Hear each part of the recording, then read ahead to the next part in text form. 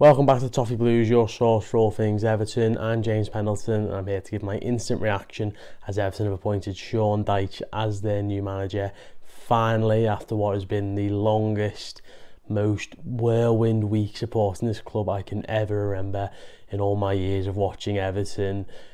You know, from the Anthony Gordon stuff, Moshiri selling the club, not selling the club, obviously more stadium news, investments, the fan advisory board chat with Moshiri, the club not being up for sale, it being back up for sale, where it is or it isn't. We've had Bielsa, we've had Lampard obviously leaving, we've got Rooney, Dyche, just so many names, so many things to think about. It's been the craziest week I can remember watching Everton, but it's come to what I would describe as a very happy conclusion. Not perfect, because I feel like Sean Dyche should have been in the door before the World Cup. But here we are. I'm absolutely delighted. Obviously, I think the first thing to mention is that while it has been the craziest week, and this has been another long drawn out affair when it comes to appointing new managers, it's what Farhad Moshiri does at Everton.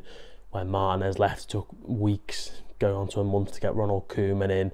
Marco Silva and Sam Allardyce fiasco, which included Dyche in some regards. Supposedly he was fancy for the job at one point. Obviously Silva then coming in, Ancelotti, Benitez, Lampard, now Dyche. Each one seems to last weeks on end, and although it took Lampard until this Monday to finally be relieved of his duties, I think we all knew he was a dead man walking for, unfortunately, most of this year so far. But the actual managerial hunt, I felt, was about as coherent as Everton have been in terms of, you know, Hasenhüttl, Dyche and Corberan. All, not saying they're similar, but I just felt as if they were on the same page with those three in terms of pushing up the pitch, pressing high, trying to be organised. That's what I feel like those three bring as a sort of basic. The main outlier is obviously Marcelo Bielsa, and it came out on Friday morning that apparently he said he'd work with the under-21s for 6 months with all of his staff. I mean, that it's just I don't know how to respond to that. It's just utterly bizarre. Paul Tate must have been gutted hearing about this, because he must have thought his job was knackered. Now he's stepped into the main role for the time being, but that obviously hasn't happened. Sean Dyche has come in as the Everton manager, and I have to say I think this is a really sensible call by the board. Everton need to stay up, and what I think a lot of rival fans don't understand is when they say, oh, relegation would be good for Everton, it's never good for any club, I don't think. If you look at the likes of Fulham, for example, who were in the Premier League for a number of years and were then relegated, a lot of people said it'd be good for them. They got a really good youth setup, but no, they could have gone down to League One in their first season back in the Championship. Villa were down there for 2 or 3 years. Obviously Burnley came straight back up under Sean Dyche, but there's plenty of cases. You can look at your Leeds, your Chef Wedge, your Forests. There's just loads to pick from. Charlton, you know, I could go on. Some teams bounce straight back up, like West Ham for example, but it doesn't always happen.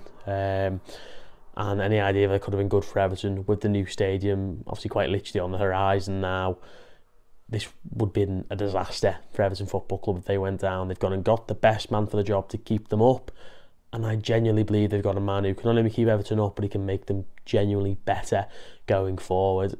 Sean Dyche's Burnley team are one of the most misunderstood teams the Premier League has ever seen. Yes, they hit the ball long. Yes, it wasn't always pretty to watch, but it was effective football. They didn't win every game, far from it, but after they came back up under Dyche for the 16-17 season, they finished, I think, 6 points above the relegation zone that year. They were never in any real threat of relegation.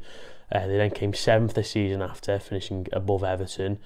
They finished 10th in the season when we got Carlo Ancelotti, and then even though they finished 17th in Carlo Ancelotti's first full season, obviously before he left, 2020-21, they were, I think, 11 points clear of the drop zone, and again they were in no danger of going down that year. They had seasons where they didn't even touch the bottom 3 once. They had seasons where they went in here for half a season at a time. To say that he fought whilst he was there the entire time and did like this Sam Allardyce high Redknapp style, keeping teams up on the last few games of the season, it's nonsense, because it didn't happen. He kept Burnley safe in the Premier League. He got so much out of very little. He ragged the proverbial dishcloth that was Burnley and got every last drip out of it, and just the last, when he started to get some investment, he started to bring some flair in. Maxwell Cornet, Wout Weghorst, Nathan Collins, 3 good players all now at West Ham, Wolves doing really well, and obviously in Manchester United it was too late, it was too far gone. Burnley couldn't recover from years of neglect from the owners who didn't invest. The season before that they spent £1 million on Dale Stephens and that was it. He worked a minor miracle to keep Burnley in the Premier League, and he worked a full-on miracle to make them a genuinely, I'm not going to say competitive Premier League team, because obviously they weren't, in terms of they didn't fight the top end of the league other than 17-18 when obviously, as I say, they came 7th, but they were a competitive team in terms of no one wanted to play against Burnley. I dreaded playing against Burnley, certainly at Turf Moor. Our record there isn't good and certainly has been for the last few years. Even going back to the Owen Coyle team, remember they beat us when Robbie Blake and co were in that side, but it was a horrible place to go, and that's exactly what we want Goodison Park to be. We want it to be a horrible place for teams to come and play football, and that is one of the many similarities I've brought between Sean Dyche and David Moyes. And David Moyes was not a perfect manager, far from it. You know, he had his own drawbacks. I think we're seeing that at West Ham. He is very much a floor raiser, and that's why I would have been fine if David Moyes came in now, but he was never really a ceiling raiser. We couldn't break through that glass ceiling obviously under him, and as I say, West Ham are struggling with that now in some aspect. But I just think these last few years have made me long for the days of David Moyes, where Everton were a teams didn't like playing against. Their home stadium was maybe a fortress, I think it's probably fair enough to say in some regard. Obviously we weren't perfect at Goodison either, as I say, but it was a tough place to go. Teams didn't like playing against Everton. They played effective and not always pretty football. Every single thing, and he added flair where he could. Marouane Fellaini, Steven Pienaar, you know, players like that who brought something different to the team. Everything I've just listed off there is what Sean Dyche did at Burnley to a slightly lesser or slightly more degree. You know, in terms of the flair, he added players like Stephen Defoe, Maxwell Cornet. That investment certainly with Cornet came too late, as I mentioned earlier, but I just feel like there's so many similarities there, and there's every chance with Sean Dyche. In fact, he is still a relatively young manager, considering the other fellow we're going after is nearly 70. He is quite a young manager, but I just look at that and I say, he's been in this box for so long now, where he has done all these things. A bit of investment, a bit of recruitment, a bit more ambition, because at the end of the day, Fabergé hasn't lacked ambition. It's just been misplaced massively in many quarters when it's come to him coming to Everton. But if he can do all this but on a bigger scale, I just think Everton, it feels like a recipe for success. And I can't remember the last manager Everton brought in where it was like, yeah, everyone thinks this is really good. You'll find very few of the experts, or whatever you want to call them, on Twitter who are saying this is a bad move. Whereas Frank Lampard, it was like the underlying numbers are terrible. He has managed, certainly when he was at Derby, they were a bit better at Chelsea, but it was a case of, this is a manager who is a bit of an unknown quantity. We don't know a whole lot about him, and we know his teams have got massive issues, and that's exactly what he showed at Everton. Carlo Ancelotti, yeah, brilliant in terms of a name, but I think a lot of people thought he'd scuttle away at the first chance he got, which he did, unfortunately. And the way Everton played felt very limited at times under Carlo Ancelotti. I'm not saying Sean Dyche is a better manager, but Marco Silva, again, massive issues there. Sam Allardyce short term.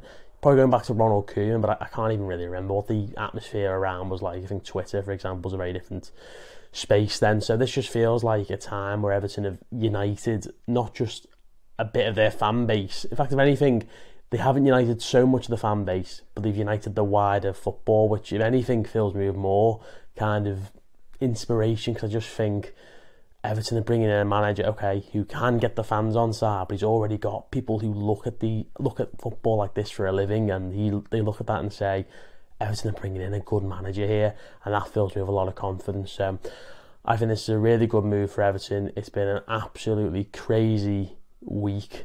There's only a few days left in the window. Back Sean Dyche, get him 2 or 3 players. I'm sure he'll have a bit of a shortlist of players he's fancying to look at anyway. Get in his backroom staff and get them work. We've got a whole week and a bit now until our next game, albeit it's against Arsenal, but I think a big team at home, it couldn't be much better, and I'm sure that's what Sean Dyche would want. So Sean Dyche is Everton's new manager. I am genuinely really pleased with that. I think this could be a really good move for Everton, and as I tweeted the other day, Premier League safety and long-awaited stability. I can almost taste it. I am desperate for it. And if we come 13 for the next 3-4 seasons, that is fine, because Everton need to get out the woods of FFP, need to get into their new stadium as a solid, stable Premier League club before they can look to build again. But, as I say, Sean Dyche is not just a firefighter, if one at all. He will raise the floor at Everton. Whether he can be a ceiling raiser or not, I don't know. But if he can get us away from the deck and up there, then that is brilliant. Sean Dyche, your Everton manager. I'm really pleased with that. Let me know what your thoughts are, and obviously make sure to like and subscribe to us now. Thanks very much for listening to the Toffee Blues.